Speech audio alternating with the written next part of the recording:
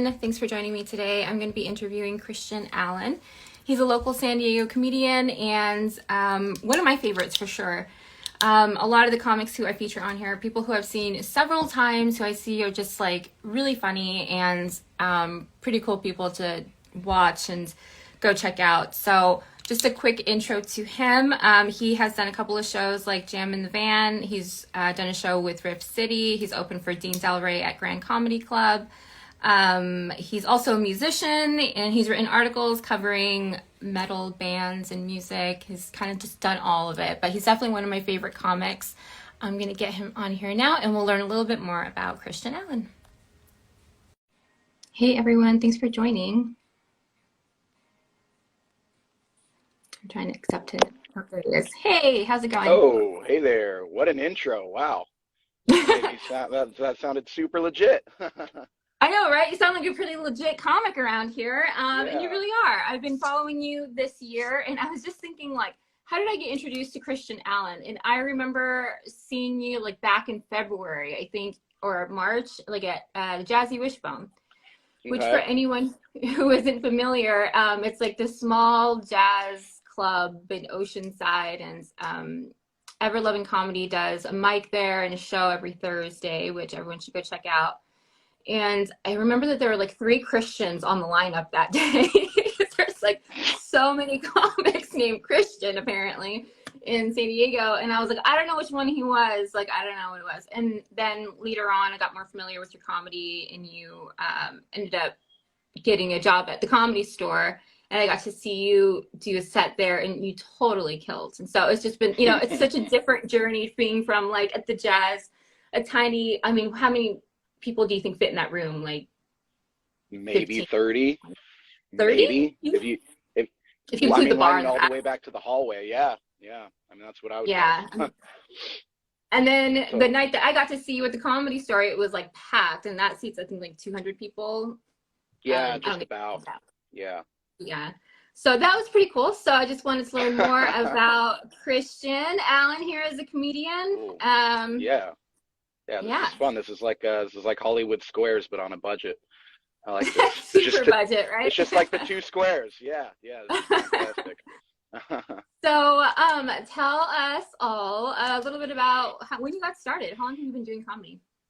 I started in 2019. That's when I really started going for it. I did my first open mic in July of 2018 at the old Madhouse, and I bombed so hard that I didn't go up again for like 8 months.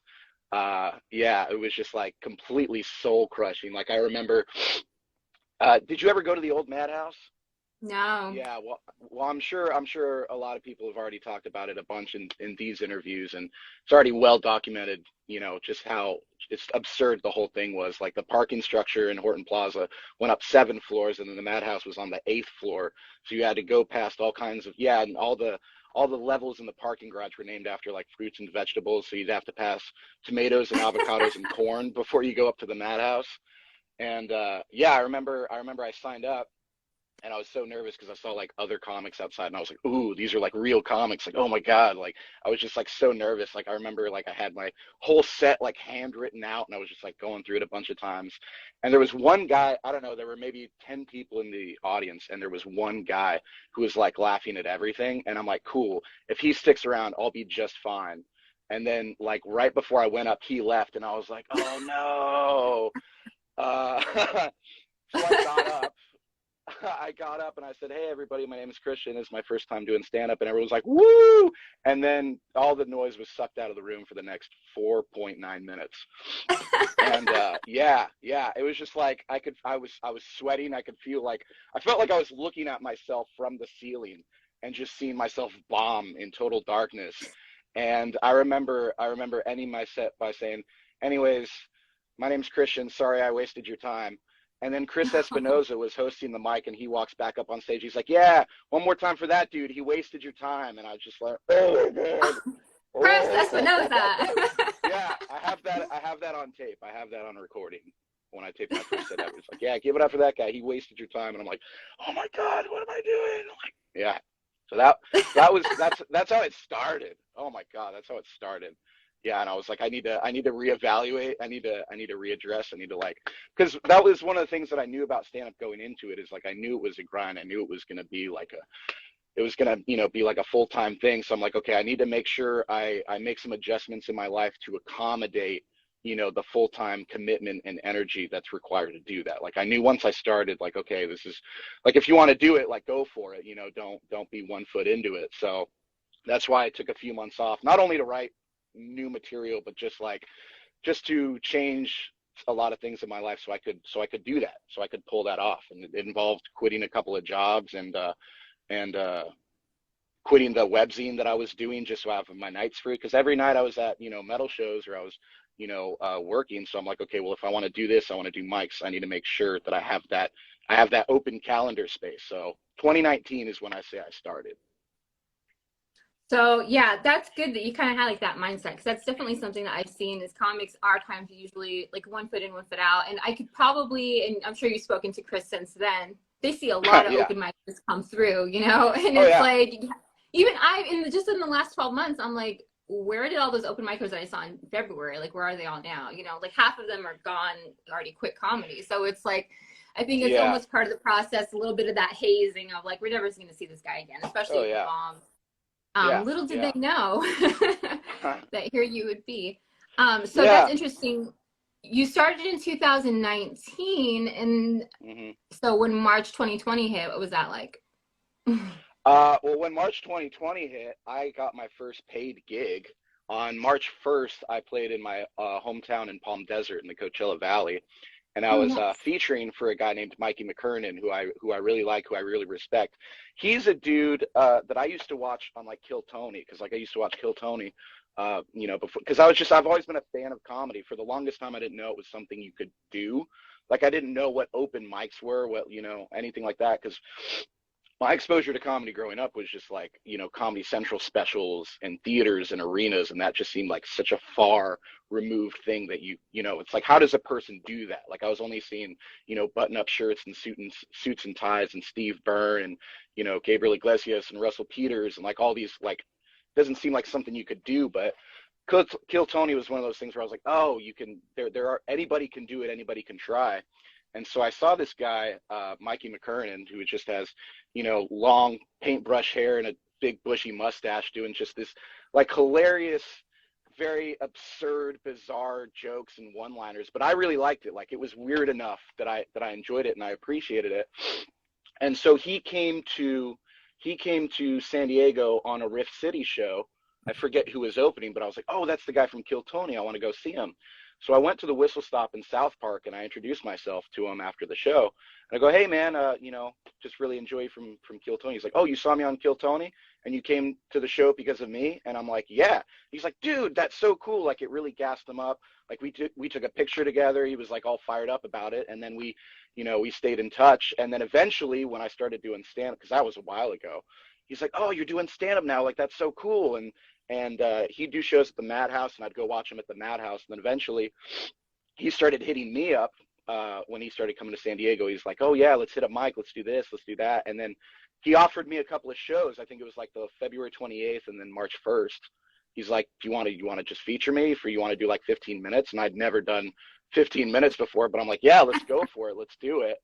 So so he stayed with me at my one bedroom that week, and he crashed with me. And then the Friday we did a show in El Cajon at the Main Tap Tavern, and it was funny because my friends had just played the Magnolia Theater with their band, like just down the street, and I'm over here at like the back patio of like this sticky floor dive bar, and I'm like, yep, well, two kinds of pads, right?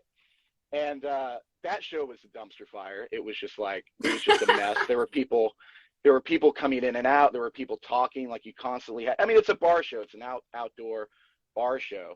So then the second night we were ready for the same thing, but it was actually like lightning. It was like fire. It was like, I mean, it was one of the best that it was the best that I'd had up to that point. Like I brought my dad and my stepmom out for it. Like I brought my hometown friends because it already knew Oh, I'd been doing it for a bit. I'd been doing it for like probably a year at this point.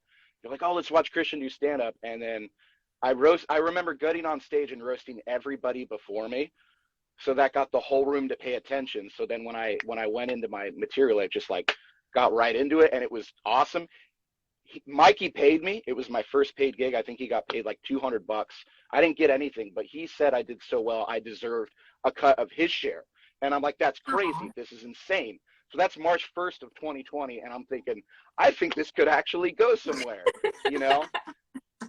And then I think it was like, I don't know, March 10th or 11th, the Sunday before the lockdown. I remember going up and doing the Good Bar mic with like all new 5 minutes. And I'm like, this is the first time since I've started that I've gone up with all new material. Like I was just so fired up creatively, artistically. I was like, let's go. And then 2 days later, yeah, yeah. So that was, yeah, Yeah. it was a lot of buildup, and then came all crashing down. So something that I think is pretty interesting about the people that I've gotten like really whose comedy I really like is I've noticed that they were all comics who kept doing shows during the pandemic.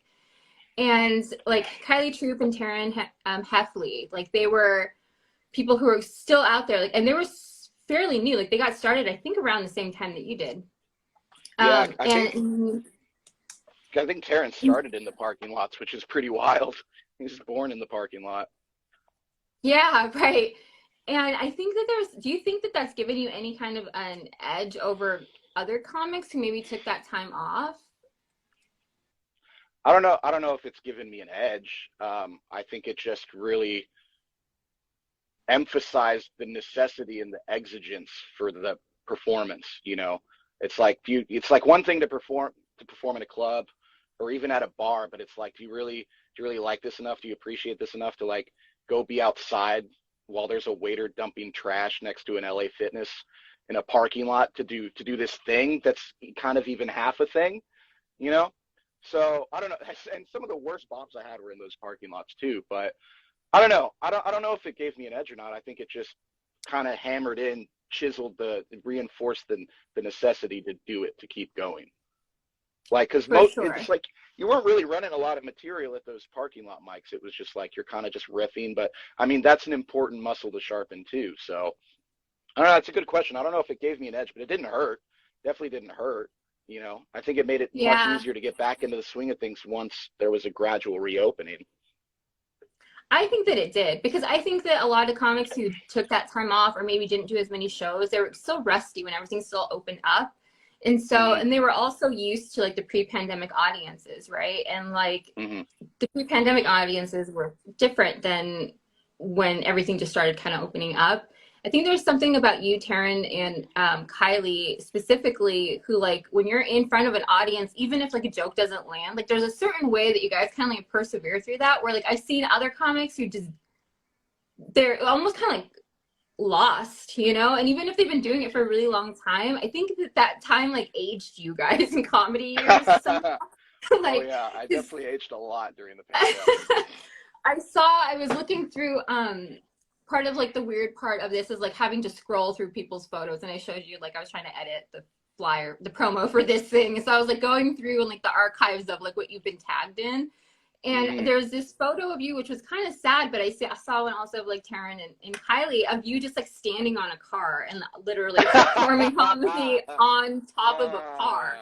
And I'm like, Yeah, where is yeah. even the audience? And I remember like asking Taryn, I was like, wait, the audience is in their car still. Like you can't even see Hmm. their faces. You can't really hear their laughs, I'm assuming. Like, what was that like? Yeah, it was well, the reason that happened is because everybody was performing outside of like Jim Pine's pickup truck. I think he brought like the PA and the mic stand, so comics would just go sit up there. And yeah, most people were sitting in their cars or like on their roofs or on their trunks, and sometimes they'd honk, sometimes they'd like flash their lights. Just kind of weird. Like Oh, that's I cute. still have tape. Yeah, you're like listening back to your set in the car, and then you're just hearing like honking. And yeah, I just saw every single comic just walking up and walking back, and it just seemed kind of dull and boring after a while. And I thought, why don't I just like pull up my car, you know, and just pull it around. So I pulled my car around, and then I just got up on the car and started doing jokes on the car, and then pretty much I could hear people howling it from inside their cars, and I'm like, okay, now I've transcended the honk, which is pretty cool. Yeah, That's yeah. awesome. So Yeah, Rob Halford gets to go on the stage with his motorcycle, and I get to go do jokes on top of my Corolla. Yeah, that was pretty cool. I think that I mean just to like kind of emphasize and like super like just big props to any comedian who goes on a stage and does anything, but like to any comedian who persevered through the pandemic to try to like do that. And I do think that it kind of something else about you guys, I'm sorry to kind of like lump you into this category with them, but I do think that there's some of the best comics in San Diego right now, is your material does get like it, you do write new material, it seems like pretty often because it's like even I wouldn't be like your infamous clips is like the ex-girlfriend clip if like you know that whole Yeah, getting cheated on during the pandemic, the Trader Joe's right. thing, that was Yeah. hilarious. Sorry, but it was funny.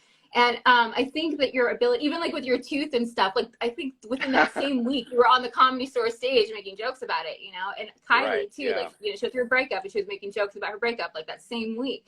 I'm like, how Hmm. do you guys do that when there's comics who are out there like still repeating the same material from like 2 years ago? You know, like what is that? Just something that comes naturally to you? Is that how you process life? Like, what is that? To me, it's not even like a question. It's like if something happens, it just seems like a knee-jerk response. You know what I mean? Like, I guess, and it was kind of fortunate that I got broken up with on a Saturday because the Sunday they had the jacked up brewery Mike and Escondido. So I'm like, there's Oh, no way I can't. There's no way I can. Like, this is the most insane thing that's ever happened to me in my life up to this point. There's no way I can't talk about it on stage and make it funny. And a lot of those jokes that I did on that clip, I wrote like that night, like after I found out about her infidelity. I was just like cracking jokes while we were walking home and like making her laugh. And it was like in that moment, that was like a totally real thing. So some of that I kept for the act, and a lot of it I fleshed out. But I remember, I remember leaving my phone on the table because it was like outdoors, everything spread out. So I didn't want to take my phone up to the stage because if I'm getting laughs, there's no way it's going to carry. So I left my phone at the table, and Danny Ragu and Connor Costello and his girlfriend were sitting at the table, and so you can hear my voice in the tape. And then I'm talking about the breakup, and I hear Connor's girlfriend Amanda go, "Is this real?" And then I'm talking for a little bit, and then Connor goes, "I think it is." And then you can hear Amanda go, "Oh no." And then Danny Ragu's like, "That's why I like Christian. He's a bad motherfucker. He's a bad motherfucker." And that was like the first yeah. time. That was the first time I did that set. And that's how most people found out about it. So it's like anytime something happens, there's a necessity to talk about it and make it funny. I mean, making it funny is that's the highest goal you need. So it's like, yeah, you can process life too, but it's like just make it funny. For me, I don't know. It feels like all those things coagulated in one. Anytime there's some kind of event, anytime there's something, it's just like it's an automatic response. I guess it's a long-winded way of saying that's like it's just an automatic response. When you're And I talking about people that are doing the same material for 2 years, they're not growing, they're not taking chances, they're not putting themselves out there. So it's like you can be a comedy karaoke machine if that's what you want to do, but it's not what I'm interested in. Yeah, and I think that's something that was specific about that because I mean, I've heard so many comics, right, just kind of bash on exes or like, you know, just relationship Yeah, stuff can get really tired and old. I think that sure. what was cool about that is like it didn't it was funny. I think it was the point. It's like it Good. sounds so dumb, but it's like the fact that you can even make anything like that funny. It was I was like, okay, this is somebody who kind of knows how to write a joke.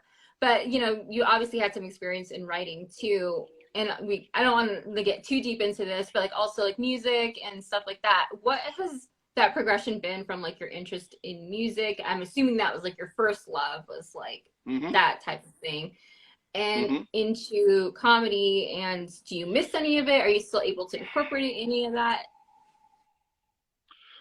Well, the music industry stuff I was doing was like I was mostly like a writer, interviewer, author kind of thing. So I would do press releases, album reviews, concert reviews. And I really liked it because, like I'm a metal nerd, I'm a music fan. I'm just like an encyclopedia of information with that. 'Cause that's where I really get nitty gritty, get down to take a fine tooth comb to all that stuff. And it allowed me to kind of tether those feelings to an activity, to a process. And I got to I got to combine the knowledge and the fandom that I had with like a really cool creative outlet that I felt benefited myself and the bands that I was writing about. So it just gave me everything that I wanted for as long as I wanted it.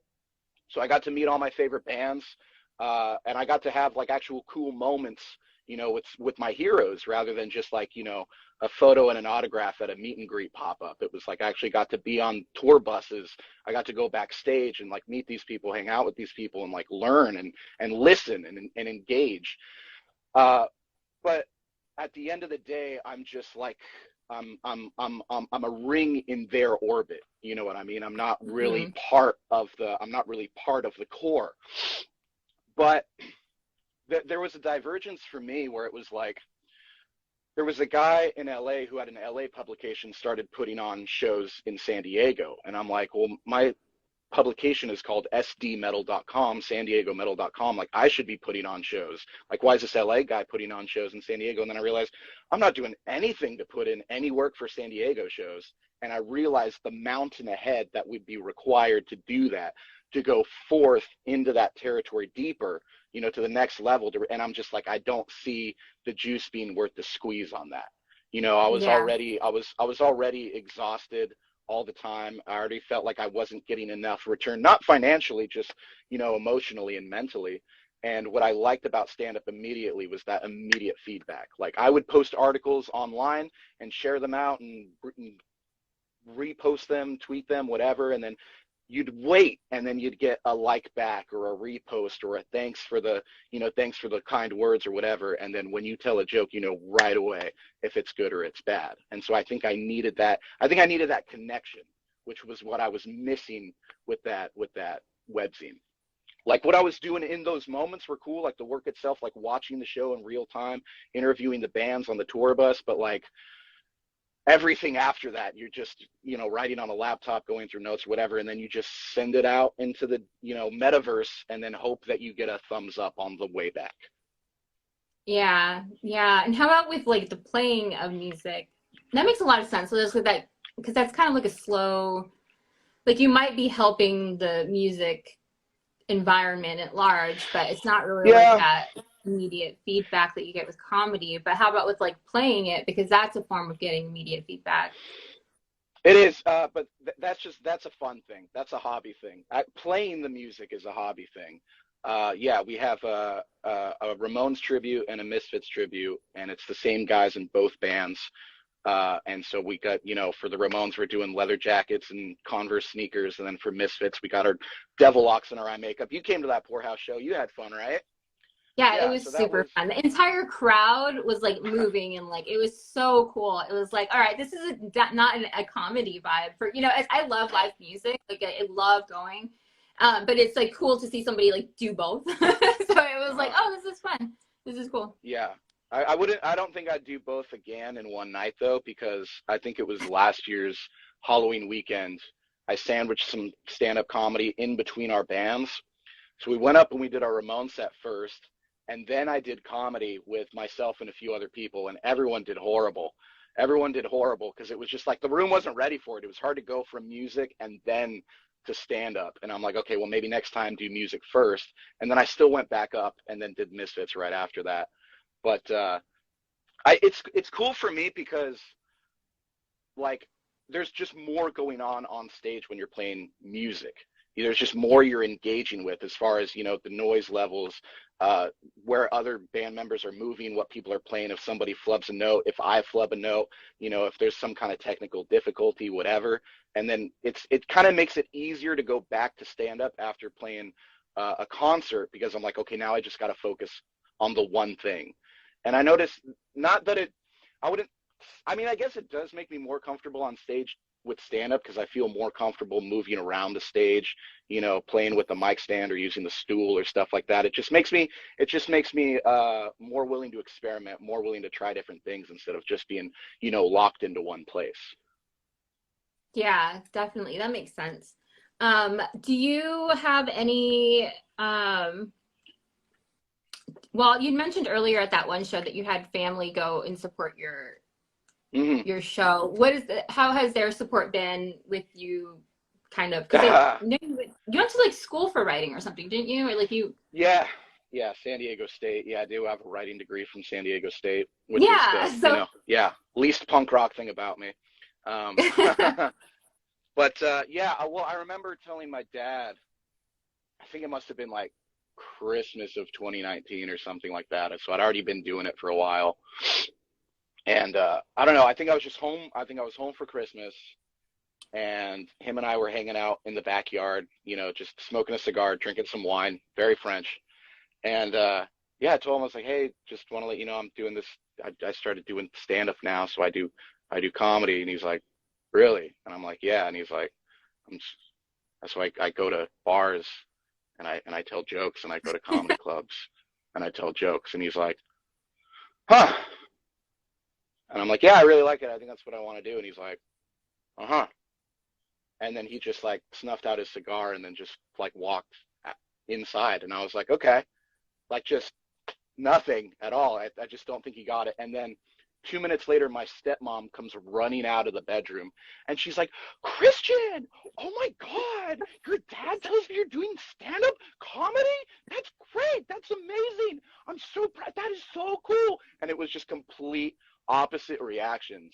So it wasn't until I think I brought my parents to a show at Madhouse uh, that they saw him. And fortunately, I did well. I waited to tell people that I was doing stand up because I wanted to at least get some kind of good, sort of good before, I'd let anybody see me, because I don't want you to see me and I suck and I blow it and then you don't come back. Like, I want to work hard yeah. and give you something worth checking out. So it's like, if I hit you up for a show, like, that's a good show to rally. It's going to be a good lineup. It's a good venue. Like, so I was very protective of it at the beginning, and I'm still sort of protective of it to a degree. So, but it was, yeah, once they saw me, they were like, okay, all right, now it makes sense. Now everything kind of clicks in, because like my dad is hilarious, my whole family is hilarious, but it just seemed weird to try to translate that into like pre-written material. And then once he saw me start doing stuff about him, I made jokes about him in front of him, which he heckled me during, which then reinforced why I was making those jokes in the first place. Yeah, and then when he saw me translating things about my real life into jokes, he was like, "This is, yeah, way to go, like stamp of approval, you know." Nice. Yeah. So like that was gonna be my question. Like what is your family's reaction to being in part of your jokes? So that kind of just answered that. That's Yeah, really cool. It's hilarious that he heckled you. yeah. Are there any comics who you kind of take like inspiration from, who kind of like inspired you along the way, like professional comedians who you've just been like, this is kind of someone who I'm trying to follow in the steps of? I mean, you're pretty unique, and I mean, there are a couple of comics who I could probably, you know, compare you to, but anybody who's inspired you specifically?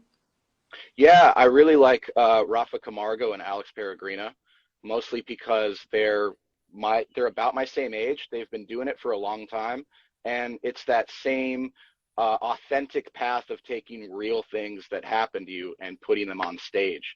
Like I remember doing a mic with Alex Peregrina in like early 2021, I think. So it was like a couple months after my breakup and a little bit after his breakup, and he came on stage with that joke about how women get over breakups like cops get over murder. And then and I'm not going to ruin the joke because it's his joke and he's always going to do it better. But I just remember like smacking my hands on the table, like, man, I wish I wrote that. Like, I can't believe I didn't write that. Like, that's so good. Like, that's everything. And I like that he can just like draw that out, pull that out and extract it. And he's somebody who's grinding. He's somebody who's leveled up. Like, dude just opened for Jesselnick not that long ago. Like, I don't know how many other comics in my class or in my age range can say they did that. I think that's incredible. And yeah, the fact that he's doing it his way, he's doing everything punk rock. He doesn't, he's not taking the usual channels, so it's taking him longer. But I mean, that guy's definitely going somewhere. And even though we're the same age, we're still in the same area. I look up to him a lot. And same thing with Rafa Camargo. It's like he's got a really authentic background. And that's what he talks about. He's speaking his truth, and it's hilarious. Like that's cool to me. Like I don't want to. I mean, I love observational comedy and stuff like that, but I think the people that fire me up the most are how you can take these unique backgrounds, these cool situations, these cool features that life just hands to you, and make something funny out of it. Like that is, and they're always, and again, those are two guys who are always writing new stuff. I'm like, hello, I I want to follow people who are writing new stuff, who are working on new stuff, who are like, and they're also two kinds of people who want to bring other people up. And I really admire that. It's like if they're doing well, then they'll give you a spot so that, one day you get good enough, you can return the favor. Like, and so it's not just their material, it's their persona, it's their mindset, it's their attitude, it's sort of the energy that they cultivate. And I really admire the hell out of those two guys. Hell yeah.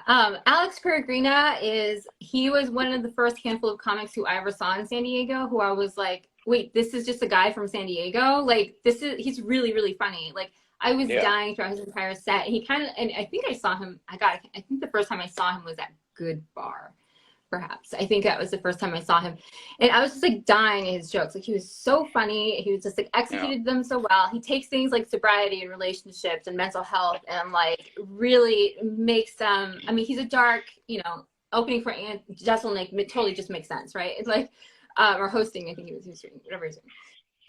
Also, he doesn't follow this page, so if you could just let him know. And it's really funny because, like, even back then I was like Oh. taking photos. I didn't know I was going to create Paradox, but I would send them to him. And then I was like, this must be creepy. Like, this must be so fucking weird to be getting photos from someone random. But he like wanted them. So and then I finally saw him at a show. I think I saw him at Good Bar. I think that was the first time I talked to him in person. Mhm. Oh, it was when he was like roasting you at the open mic. And he Oh, was yeah. like, oh, hey. And I'm like, hey. And I was like, okay, you still never followed me, Alex. He's not watching this because he's not following me. But anyway, yeah, he's absolutely one of the funniest people in San Diego for sure. Same with Rafa Camargo. Easily. And I think that Yeah. what you just touched on is, I think what really differentiates, not that there's all types of funny, not to like get super philosophical on it or anything, but I think what makes a really successful and funny comedian is someone who can take their personal life experiences, something so specific, like Rafa with his citizenship, or Alex with his sobriety, and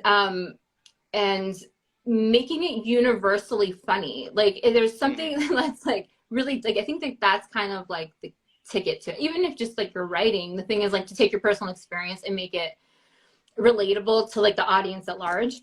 And I think you three are all really good at doing that. And I also just really love, I know show producer and comedian Melissa Weissman had made a post about this previously, about like, I want to hear people from different backgrounds than me. I want to hear from people who are diverse, and like, not just because of diversity, but because I want to hear about other people's lives. Like, and it's funny. There's a way to make it funny and a way to make it relatable to everyone. And I think that that's kind of a mark of a good comedian, because the most successful people are good at doing that, right? Are there any famous comics who you've kind of been influenced by, I or mean, favorite comedians you like? yeah, well, I mean, the reason I even got started was Bill Hicks and Sam Kinison. Those to me were like the high water mark, because I didn't know you could do that.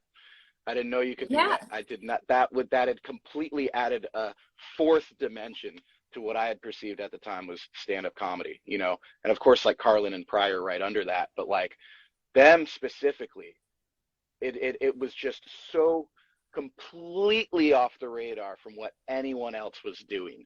And it was so tight, it was so pointed, it was like visceral, it was venomous, but it was hilarious.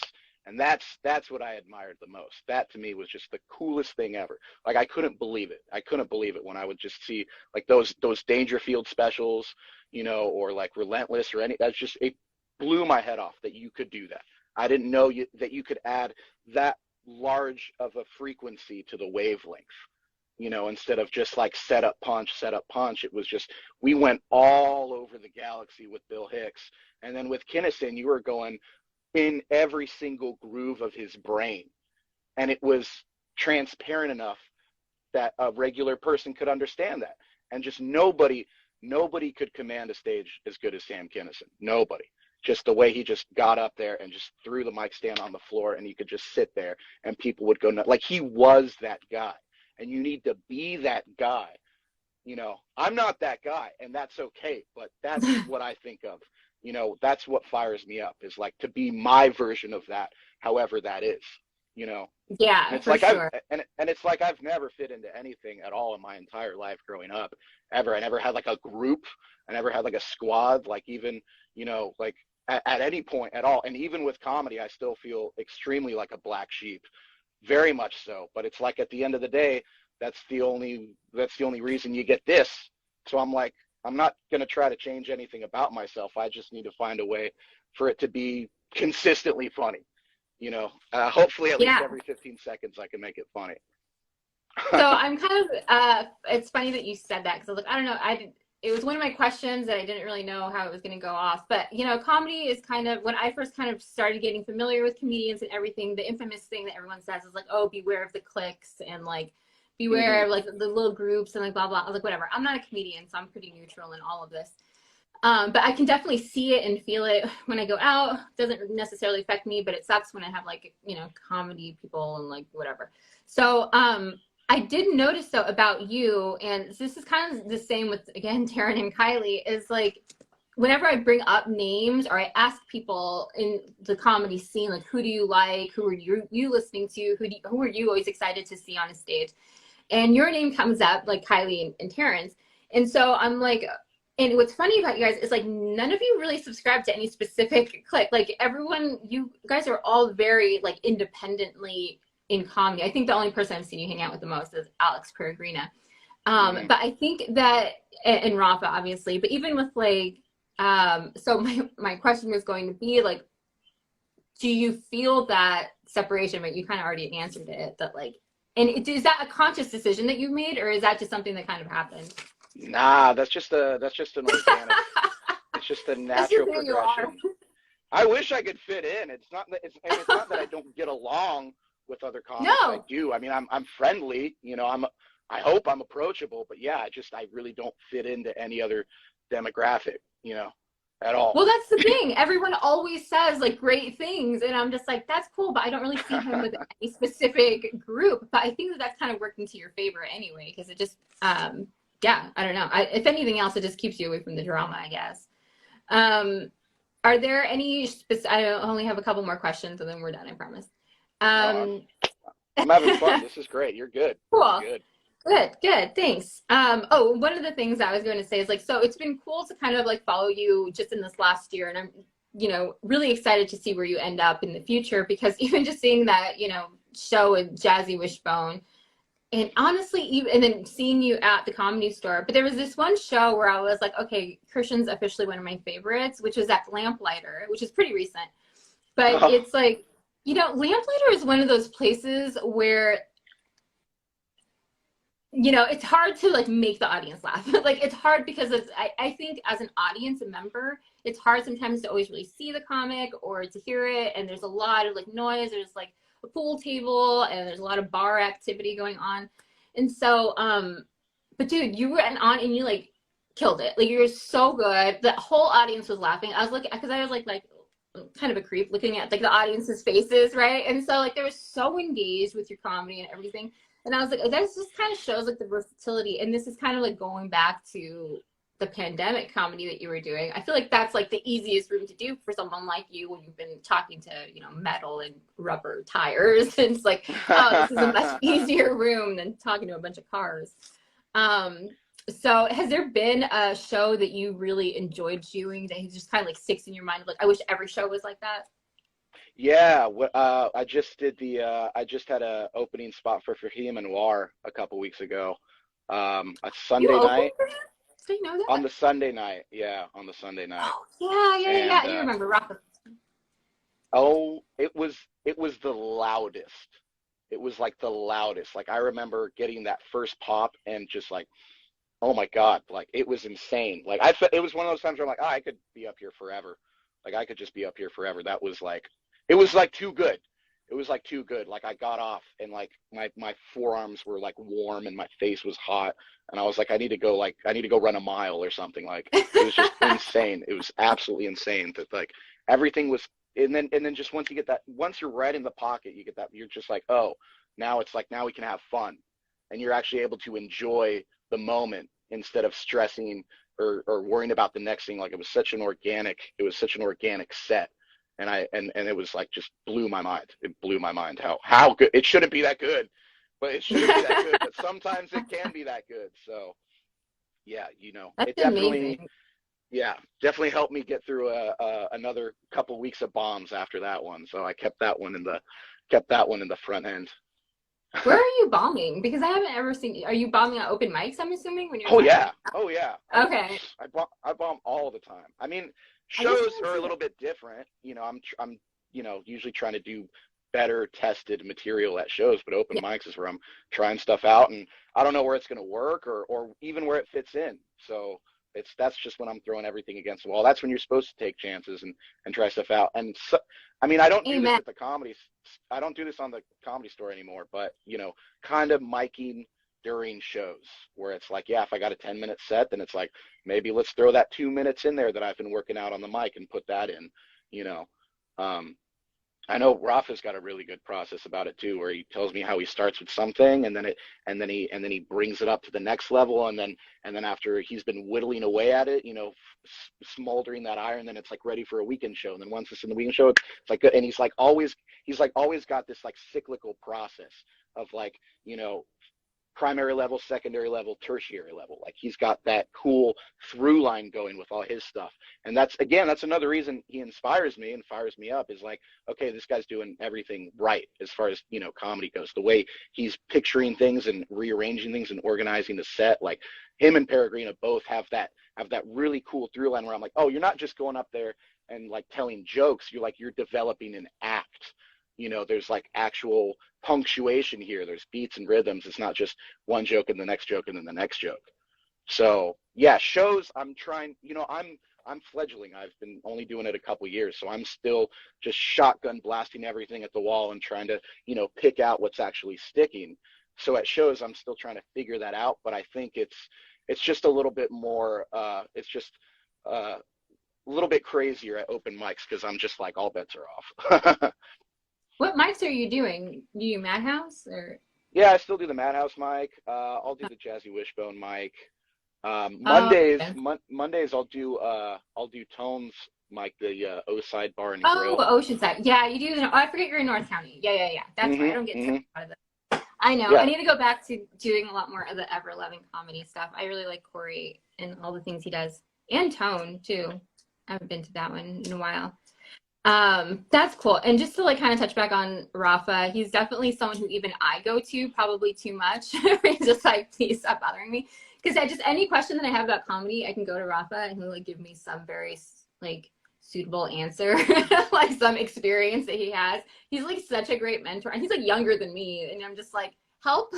And he's just like, yeah, sure. He's just so like he's just so such a great resource. And what I like about him is that he's also just not very like he's not stingy with his knowledge, like he's very no, much like, let's make this a better place. I don't know Alex that well at all, but I feel like he's probably the same way. Like, it's just like, let's just make this comedy better. And I think that's so important that like you comics are kind of leveling each other up more and more and kind of challenging each other mhm, more and more to keep it better, because it's like anytime we kind of allow, and this is my biggest like pet peeve, is like when people just keep booking like mediocre comics over and over again, and you just see those names on flyers, and it's like they're not funny. Like they're safe, sure, mhm, but they're not like mhm. making the room erupt in laughter.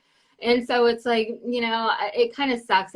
I like it. I like what you guys are doing where you're kind of like challenging yourself. Let me just slip in this new material in the middle of some more, recognizably workable stuff. And I don't know. That's just something that I just want to give a shout out to Rafa. I'm going to have him on here, I think, on Christmas Day, and try to interview him. So we'll see how that goes. But he's definitely always been a supporter. Yeah, I think that's Um, another thing a lot of people don't realize is like, yeah, if we all get good, that's just to everybody's advantage. It's not like we're not in the 1980s anymore where we have to like, climb a mountain of skulls to get our Johnny Carson late night spot. It's like there's just with podcasts and with internet, it's like anybody oh can no, he's find a watching. channel. Oh, he heard all the Anybody, nice things I said all right, about turn him. it off, turn it off. Turn it off. Go away. I'm Yeah, blocking. Block report. yeah, yeah. Boot them from the chat. But Yeah. yeah, it's like if we all get better, that just helps everybody. Helps everybody. It's like, and again, Rafa's a great guy where he's like he does it for the love of the game. He does it for the love of the game. Exactly. He's like, he just loves comedy and appreciates comedy and just sees what the scene is and is like, how can I help? What can I do? And it does it in a very like nurturing and engaging way.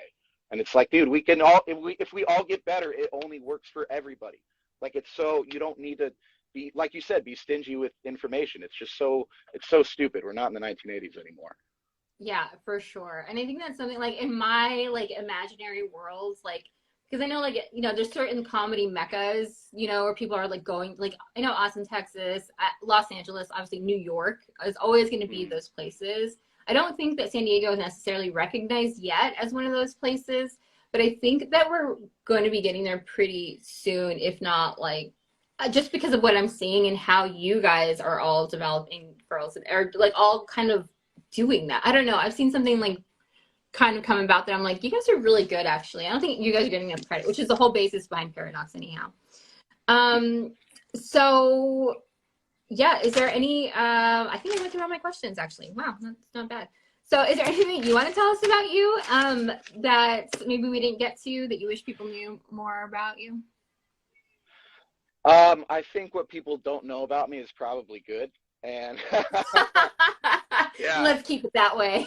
let's keep it that way. No, I mean, I just really appreciate what you're doing here because a lot of us lack the tools to actually put ourselves out there, and it's very weird, to figure out how to actually present ourselves and market ourselves, if you will, even though I don't like that term.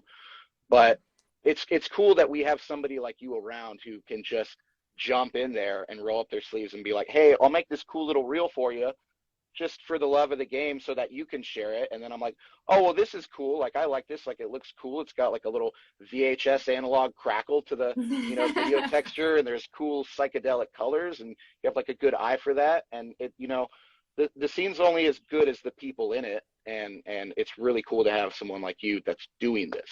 So no one else is really doing this, and a lot of us are benefiting from it. And, it just, yeah, you're going that Lester Bangs route. You're going that, Legs McNeil route. And it's cool and it's rad and it's really rad. Thank you so much. I super appreciate that. And kind of to mirror what you were saying earlier about like the writing and the metal, I know you were like, oh, now I should be putting on shows in San Diego. Like that's kind of where my mind is going too. That's kind of the next step. This is kind of mirroring a lot of your metal journey, writing journey. And that's kind of been on my mind also, is kind of creating like a paradox where I just put my favorite comedians. It's very much, I'm such a neutral party to like everything that I don't really have, Right. Certain clubs or certain comics do all this. So Sure. that's still kind of an idea. Oh, I think I talked to you about it already. About like, and the whole, even you sharing your experience about like doing the music and the comedy was like so enlightening, because low key, I was thinking about doing something like that. So I was like, okay, thanks for sharing that with me. That makes a lot of sense. Maybe not going to do that, but yeah, you're also one of those people who I go to very often for just random shit related to comedy. So I super appreciate you being willing to share your information and your knowledge with me. And I think that's really all I got. Where can people follow you? Do you have any shows coming up? Ooh, I think I'm supposed to be doing Temecula Brewing next Saturday, December 10th, and then I have the Madhouse on Wednesday, December 28th, and then Oh. I haven't checked the calendar for the store yet, but Tuesdays for sure at the store, maybe a couple of Thursdays, and yeah, hopefully by the end of the month, the dentist.